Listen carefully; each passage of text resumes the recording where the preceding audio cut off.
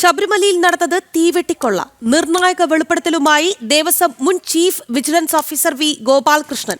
ശബരിമല ഭണ്ഡാരത്തിലെ പണം പോലും പതിവായി മോഷ്ടിച്ചിരുന്നുവെന്ന് വെളിപ്പെടുത്തൽ. വരുമാനം എണ്ണുമ്പോൾ സുരക്ഷാ സൗകര്യങ്ങൾ ഒരുക്കിയിരുന്നില്ല. ഭണ്ഡാര വരുമാനം ദേവസ്വം ബോർഡ് ആസ്ഥാനത്ത് എത്തിച്ച് വീതം വയ്ക്കുകയായിരുന്നു പതിവെന്നും ജനം ടിവിയുടെ എഡിറ്റേഴ്സ് ചോയ്സിൽ ഗോപാലകൃഷ്ണൻ വെളിപ്പെടുത്തി.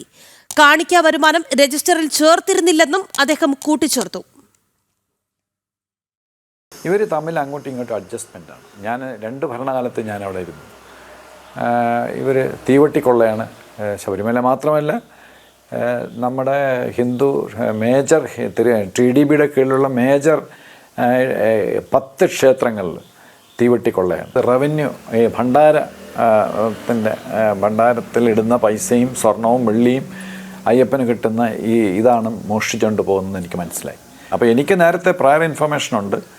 ഇവന്മാർ ദിവസം 20 ലക്ഷം 25 ലക്ഷം 15 ലക്ഷം കെട്ടായിട്ട് ധനലക്ഷ്മി ബാങ്കുകാരുടെ ഉന്തുവണ്ടി ഇത് കളക്ട് ചെയ്യാൻ വരും, ഈ റവന്യൂ. അതിനകത്ത് ഇട്ടിട്ട് ഇത് ട്രിവാൻഡ്രത്ത് ട്രാവൻകൂർ ദേവസ്വം ബോർഡിൽ അത് അവരെ ഏൽപ്പിക്കും. അത് ഇവിടെ TDB ഹെഡ് ക്വാർട്ടേഴ്സിലെത്തിക്കും. അത് നമ്മുടെ TDB എനിക്ക് ആർക്കൊക്കെ എന്നറിഞ്ഞുകൂടാ, അത് വീതം വെച്ച് പോകും. ഒരു ദിവസം ആവറേജ് 15 ലക്ഷം. പിന്നെ ഈ ശബരിമലയിൽ കാണിക്കയായിട്ട് കിട്ടുന്നില്ല. അതൊക്കെ രജിസ്റ്ററിൽ ചേർക്കണം, അങ്ങനെ ചെയ്യണം, ഇങ്ങനെ ചെയ്യണം, ഒന്നുമില്ല. അന്ന് ക്യാമറ സിസ്റ്റമൊക്കെ ഉണ്ട്.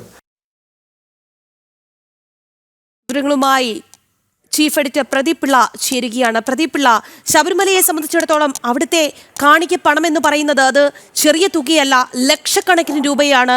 വളരെ നിർണായകമായ വെളിപ്പെടുത്തലാണെന്ന് ജനം ടിവിയുടെ എഡിറ്റേഴ്സ് ചോയ്സിൽ ശ്രീ ഗോപാലകൃഷ്ണൻ നടത്തിയത്. മറ്റെന്തൊക്കെ കാര്യങ്ങൾ അദ്ദേഹം വിശദീകരിച്ചു ശ്രീ പ്രദീപ് പിള്ള? രാഖി, വെറും ലക്ഷങ്ങളല്ല, അദ്ദേഹം വളരെ കൃത്യമായിട്ടാണ് കണക്കുകൾ പറഞ്ഞത്. ഓർക്കുക, നമ്മൾ എഡിറ്റേഴ്സ് ചോയ്സിന് തീവെട്ടിക്കൊള്ള എന്ന് പേരിടുമ്പോൾ ആകെ മൊത്തം പല ക്ഷേത്രങ്ങളായി നടക്കുന്നത് ചേർത്ത് വെച്ചാണ് നമ്മൾ ഈ പേരിട്ടത്. ഇതാണ് നല്ല ടൈറ്റിൽ എന്ന്. പക്ഷെ ആ വാക്ക് തന്നെ പ്രയോഗിച്ചുകൊണ്ടാണ് മുൻ chief vigilance officer Shri P Gopalakrishnan വെളിപ്പെടുത്തൽ നടത്തിയത്. അദ്ദേഹം പറഞ്ഞത് നടവരുമാനം. അദ്ദേഹത്തെ അവിടെ വിജിലൻസ് ഓഫീസറായിട്ട് നിയോഗിക്കുമ്പോൾ ഒന്നും അറിയാത്ത പോലെ അവിടെ നിന്ന് അദ്ദേഹം കാര്യങ്ങൾ നോക്കി മനസ്സിലാക്കിയിരുന്നു. അവിടെ ഈ നടവരുമാനം ഭണ്ഡാരത്തിലെ മാത്രം കണക്കാണ് പറയുന്നത്. ഭഗവാന്റെ ശ്രീകോവിലിന് മുന്നിലുള്ള ഭണ്ഡാരം, അതിലേക്ക് വീണ് അട്ടിയായി കെട്ടിവെച്ചിരുന്നത് 80, 85, 90 ലക്ഷം മുതൽ സീസൺ കാലത്ത് 1.25 കോടി രൂപ വരെ വരുമായിരുന്നു.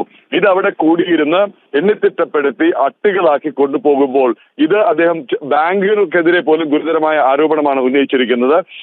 ഒരുപക്ഷെ ബാങ്കിൽ ഒപ്പം സഞ്ചരിക്കുന്ന ഉദ്യോഗസ്ഥരുടെ ജീവനക്കാരുടെ കൂടി അറിവോടുകൂടി ഈ പൈസയിൽ ഒരു വിഹിതം ദേവസ്വം ബോർഡ് ആസ്ഥാനത്ത് തിരുവനന്തപുരത്ത് ദേവസ്വം ബോർഡ് ജംഗ്ഷനിലിരിക്കുന്ന തിരുവിതാംകൂർ ദേവസ്വം ബോർഡ് ആസ്ഥാനത്ത് എത്തിയിരുന്നു. 15, 20, 25 ലക്ഷം രൂപ അത് അവിടെ നിന്ന് പങ്കുവെച്ച് പോയിരുന്നു. അത് ആർക്കൊക്കെയാണ് പങ്ക് ലഭിച്ചിരുന്നത് എന്നുള്ളത് പരിശോധിക്കേണ്ടത് അദ്ദേഹം ഈ റിപ്പോർട്ട് നൽകിയ, അല്ലെങ്കിൽ അദ്ദേഹം അവിടെ ചുമതല വഹിച്ചിരുന്ന കാലഘട്ടത്തിലുണ്ടായിരുന്ന ഉന്നതരാരൊക്കെ എന്നുള്ളതിലാണ്.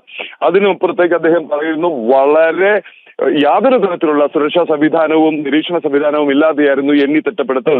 ക്യാമറ പോലും ഇല്ലാത്ത സംവിധാനത്തിൽ നിന്ന് അദ്ദേഹം വാശി പിടിച്ച് ഈ കൈകൊണ്ടുള്ള എണ്ണൽ വേണ്ട എന്നും ജർമ്മൻ മെയ്ഡ് കൗണ്ടിംഗ് മെഷീനുകൾ വേണമെന്നും ആവശ്യപ്പെട്ടു. അതുപോലെ തന്നെ അവിടെ HD ഹൈ ഡെഫിനിഷൻ നിരീക്ഷണ ക്യാമറകൾ സ്ഥാപിക്കണമെന്നും അദ്ദേഹം ആവശ്യപ്പെട്ടു. അതൊക്കെ ഒരുപക്ഷെ നടപ്പിലാകുമായിരുന്നില്ല, ഹൈക്കോടതിയുടെ ശക്തമായ ഇടപെടൽ ഉണ്ടായില്ലായിരുന്നുവെങ്കിൽ എന്ന് അദ്ദേഹം വെളിപ്പെടുത്തുന്നു. അതിനും അപ്പുറം ഞെട്ടിക്കുന്ന മറ്റൊരു കാര്യം അദ്ദേഹം പറഞ്ഞത്, മലേഷ്യയിൽ നിന്ന് വരുന്ന വിദേശത്ത് നിന്ന് വരുന്ന, പ്രത്യേകിച്ച് മലേഷ്യയിൽ നിന്ന് വരുന്ന അതിഥികൾക്ക് ശബരിമലയിലെ ഗസ്റ്റ് ഹൗസ് മുറികൾ 1500 രൂപ 2000 രൂപയ്ക്ക് ലഭിക്കുന്ന മുറികൾ നേരത്തെ ബെനാമികളുടെ പേരിൽ ബുക്ക് ചെയ്തിടുകയും അത് ദിവസം 4 ലക്ഷം രൂപയ്ക്ക്, മണ്ഡലപൂജ മകരവിളക്ക് കാലത്ത് ദിവസം 4 ലക്ഷം രൂപയ്ക്ക് മറിച്ചു കൊടുത്തു എന്നാണ് ഉത്തരവാദിത്വ ബോധത്തോടു കൂടി അദ്ദേഹം ഉന്നയിച്ച ആരോപണം. അതായത് മുൻ ചീഫ് വിജിലൻസ് ഓഫീസറാണ്, IPS ഓഫീസറാണ്, ഈ സ്ഥാനം വേണ്ട എന്ന് പറഞ്ഞിറങ്ങിപ്പോയ ഒരാളാണ്. ഇന്ന് ഈ ചർച്ച ഈ ശബരിമലയിൽ അടക്കമുള്ള ക്ഷേത്ര കൊള്ള ചർച്ചയ്ക്ക് വന്നപ്പോൾ അദ്ദേഹം വെളിപ്പെടുത്തിയ കാര്യം. ഇതിനൊപ്പം തന്നെ അദ്ദേഹം പേര് വെളിപ്പെടുത്താതെ ചില IPS IAS ഉദ്യോഗസ്ഥരുടെ കാര്യങ്ങൾ ചൂണ്ടിക്കാട്ടുന്നു. ഒപ്പം ഒരു ദേവസ്വം ബോർഡ് ഉന്നതന്റെ കാര്യം പറയുന്നു. പേരുകൾ അദ്ദേഹം പറയുന്നില്ല. ഇവരിൽ പലരും ഈ അയ്യപ്പനുമായി യാതൊരു ബന്ധവുമില്ലാത്ത, വിശ്വാസം കേട്ടിട്ടില്ലാത്ത ഒരു IPS ഉദ്യോഗസ്ഥൻ അവിടെ നിന്ന് കറങ്ങുന്ന കാഴ്ച കണ്ടു. അത് കഴിഞ്ഞ് അദ്ദേഹം DIG റാങ്കിലുള്ള ഒരു ഉദ്യോഗസ്ഥനായിരുന്നു എന്ന് പറയുന്നു. പിന്നീട് അദ്ദേഹത്തിന്റെ ഒരു സോഴ്സ് അയച്ചു കൊടുത്തത് ഇദ്ദേഹം കറുപ്പ് വസ്ത്രമൊക്കെ അണിഞ്ഞ് കർണാടകത്തിൽ വിളക്ക് കൊളുത്തുകയും ഉദ്ഘാടനം നടത്തുകയും ചെയ്യുന്നു. അതായത് ഈ അയ്യപ്പന്റെ പരിവേഷം, അയ്യപ്പന്റെ അടുത്ത് വന്ന് നിന്നിട്ട് ശബരിമലയിലെ സാന്നിധ്യം ഒന്ന് രേഖപ്പെടുത്തിയിട്ട് അത് ഉപയോഗിച്ച് പോലും കച്ചവടവും പണപ്പിരിവും നടത്തിയിരുന്നു എന്നുള്ള വളരെ ഗുരുതരമായ ആരോപണമാണ് ശ്രീ വി ഗോപാലകൃഷ്ണൻ ഉന്നയിക്കുന്നത്. അതുപോലെ തന്നെ അവിടെ നടന്നൊരു പ്രോജക്ട് സ്പെസിഫിക് ആയിട്ട് അദ്ദേഹം പറയുന്നുണ്ട്. അവിടെ സിവറേജ് ട്രീറ്റ്മെന്റ് പ്ലാന്റ് പ്രോജക്റ്റിൽ ഇടപെട്ട ഒരു IAS ഉദ്യോഗസ്ഥൻ നടത്തിയ വെട്ടിപ്പിനെ കുറിച്ച് അദ്ദേഹം പറയുന്നു. ചുരുക്കി പറഞ്ഞാൽ വർഷങ്ങളായി അല്ലെങ്കിൽ പതിറ്റാണ്ടുകളായി അവിടെ നടന്നിരുന്ന വെട്ടിപ്പിന്റെ കഥകൾ അല്ലെങ്കിൽ അതിന്റെ സൂചനകളാണ് ഈ മുൻ ചീഫ് വിജിലൻസ് ഓഫീസർ വെളിപ്പെടുത്തിയിരിക്കുന്നത്. ഹൈക്കോടതിയുടെ ശ്രദ്ധയിൽ ഇത് പെടും എന്ന് നമുക്ക് പ്രതീക്ഷിക്കാം. ഇതിലൊക്കെ അന്വേഷണം ഉണ്ടാകും എന്ന് നമുക്ക് പ്രതീക്ഷിക്കാം. ഒപ്പം തന്നെ അദ്ദേഹം വളരെ പ്രധാനപ്പെട്ട ഒരു കാര്യം ചൂണ്ടിക്കാട്ടുന്നു, വളരെ നിർണായകമായ ഒരു കാര്യം ചൂണ്ടിക്കാട്ടുന്നത്, വളരെ പ്രസക്തമായ ഒരു കാര്യം ചൂണ്ടിക്കാട്ടുന്നത് ഇവിടെ വിവിധ തസ്തികകൾ വഹിക്കുന്ന ഉദ്യോഗസ്ഥരുടെ, ഇവിടെ വിവിധ ചുമതലകൾ വഹിക്കുന്ന ഉന്നതരുടെ ഒക്കെ വരുമാനം പരിശോധിക്കണം, അവരുടെ സ്വത്തിന്റെ സ്രോതസ് കണ്ടെത്തണം, അവർ വരവിൽ കവിഞ്ഞ സ്വത്ത് സമ്പാദിച്ചിട്ടുണ്ടോ എന്ന് കണ്ടെത്തണം. വിരമിച്ച് 5 വർഷം വരെ ഇതിന്റെ പരിധിയിൽ വരും എന്നുള്ളൊരു വിവരം അദ്ദേഹം ചൂണ്ടിക്കാട്ടുന്നു. അങ്ങനെ സ്വത്ത് വിവരം അന്വേഷിക്കണം. അതിന് ഉദാഹരണമായി അദ്ദേഹം ചൂണ്ടിക്കാട്ടിയത് പ്രത്യേകിച്ച് വലിയ വരുമാനമില്ലാത്ത ഒരാളുടെ വീടിന്റെ മുറ്റത്ത് കിടന്നിരുന്ന 30 ലക്ഷം രൂപയുടെ കാർ ചൂണ്ടിക്കാട്ടി വളരെ സ്പെസിഫിക് ആയി വളരെ കൃത്യമായ ഒരു ആരോപണവും ഇത്തരം ക്രമക്കേടുകളുമാണ് അദ്ദേഹം ചൂണ്ടിക്കാട്ടിയത്. ക്രിമിനൽ എന്റർപ്രൈസിംഗ് ഈ ഓഫ് കറപ്ഷൻ, അതായത് അഴിമതിക്കുള്ള ഒരു ഇൻസ്റ്റിറ്റ്യൂഷണലൈസ്ഡ് സംവിധാനം, ആസൂത്രണ സംവിധാനം, അത് ആണ് ഇവിടെ നടമാടുന്നതെന്ന് പറഞ്ഞാണ് അദ്ദേഹം ചർച്ചയിൽ അദ്ദേഹത്തിന്റെ വാക്കുകൾ ഉപസംഹരിച്ചത്. നമുക്ക് കാത്തിരുന്ന് കാണാം ഇനി എന്തൊക്കെ കാണാൻ കിടക്കുന്നു, എന്തൊക്കെ കേൾക്കാൻ കിടക്കുന്നു എന്ന്. രാഖി. ശരി ശ്രീ പ്രദീപ് പിള്ള, എന്തായാലും ദേവസ്വം മുൻ ചീഫ് വിജിലൻസ് ഓഫീസർ വി ഗോപാലകൃഷ്ണയുടെ വെളിപ്പെടുത്തലാണ് നമ്മൾ കേട്ടത്. അതിന്റെ വിശദാംശങ്ങളാണ് ചീഫ് എഡിറ്റർ പങ്കുവച്ചത്.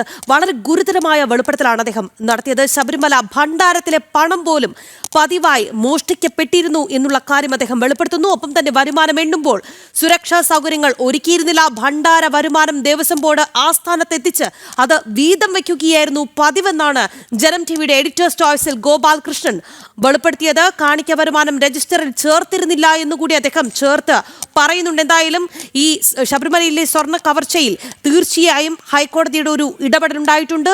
ഹൈക്കോടതിയുടെ മേൽനോട്ടത്തിലാണ് ഇപ്പോൾ അന്വേഷണം നടക്കുന്നത്. 6 ആഴ്ച സമയം നൽകിയിട്ടുണ്ട് കോടതി. ഈ കേസ് പരിഗണിക്കുമ്പോൾ തീർച്ചയായും കോടതിയുടെ ശ്രദ്ധ പതിയേണ്ട ഒരു വിഷയം തന്നെയാണ് അദ്ദേഹത്തിന്റെ വെളിപ്പെടുത്തൽ കൂടി. ഈ ഒരു വെളിപ്പെടുത്തലിലും അന്വേഷണം വേണം, ആ ഒരു കാര്യം കൂടി ഈ ഘട്ടത്തിൽ പറയുകയാണ്.